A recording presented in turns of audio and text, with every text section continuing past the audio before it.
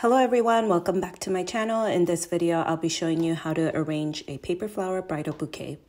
I like to start with the focal point flowers, and because in this order it has 3 peonies, I figure I have to put one of the peonies in the center. Dahlias are my favorite, but the texture to me is very extra, so I like to put them on the sides. I like to visually separate some flowers, but also have some clumped together, so I try to play with the heights of each flowers and depth. Having some flowers go in and some stick out.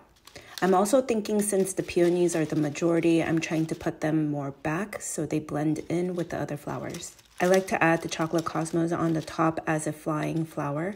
Then I have the baby eucalyptus sprigs that I thought would be perfect on the side and not in the center. Since I have to make each and every paper flower and paper leaves, I only have so many to work with. So different from the real flowers, I like to add the leaves last as a way to stabilize the flowers, fill in gaps anywhere that is needed.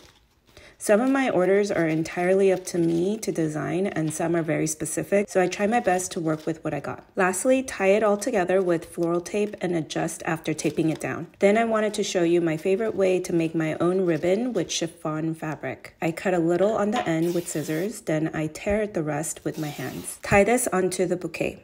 You could always make your own paper flowers using our templates and tutorials, perfect for a bridal shower, wedding, centerpieces, bridal bouquets, and more. Please like this video and subscribe. Thank you for watching.